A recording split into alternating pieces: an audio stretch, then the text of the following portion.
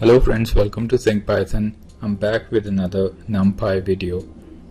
In this Numpy tutorial, I wish to talk about trigonometric functions.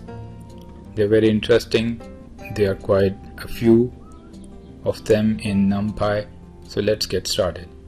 So the first thing is to open your Jupyter notebook and import Numpy as NP.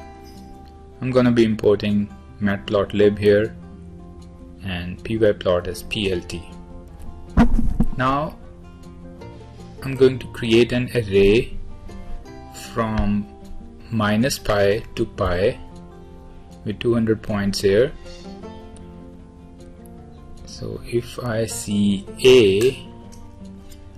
let me see A, so it is an array starting from -3.14 going up to 3.14, and it has 200 elements in it. And if I wish to plot this array, I can use plt.plot, then I pass the name of the array and then what kind of a function do I wish to plot from these values. I wish to plot this into a sine function. So when I do that, I get the sine function from -pi to pi. So how cool is that?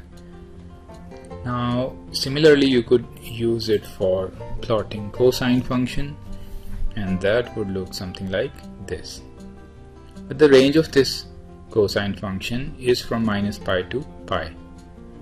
What if you wish to plot this function from, let us say, 3pi to -3pi to 3pi? For that you need a little trick here.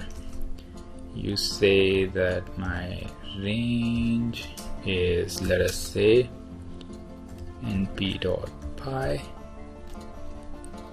So I make an array from minus of ran into 3 to plus of ran into 3 with, let us say, 500 points between them, and then I plot A. So it should be a plot from -3pi to 3pi.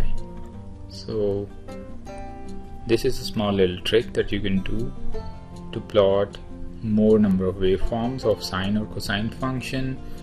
Then you could use np.tan to plot tangent. Then we have cos inverse, sine inverse and tangent inverse, which is used as arc sine, arc cosine and arc tan. If you wish to find the sine inverse of 0.5, you could use the function np.arcsine and pass 0.5 as an argument, and you get that. So you have a whole list of arc cosine, which is equivalent to cos inverse, and arc tan. Then you have hyperbolic functions also: hyperbolic sine, hyperbolic cos, hyperbolic tan, and hyperbolic cos inverse, hyperbolic sine inverse and hyperbolic tan inverse. Then we have another feature in Numpy to convert radians to degrees. So if I wish to convert pi radians into degrees, so I use np.pi. It gives me 180 degrees. Now if I have assigned np.pi to p and I use 2 times of p, it is going to be 360. And 5 times of p is going to be 900, and so on. And I can convert this 360 to radians also. And finally there is one function, hypotenuse. np.hypotenuse, you need to pass base and height and it will give you the hypotenuse, which is 5. Hypotenuse is, by the way, 4 square plus 3 square whole under root. It is used in trigonometric triangle calculations. These are the few functions that I wished to discuss in trigonometric functions. There are many more functions though that you can browse through the list of trigonometric functions in Numpy.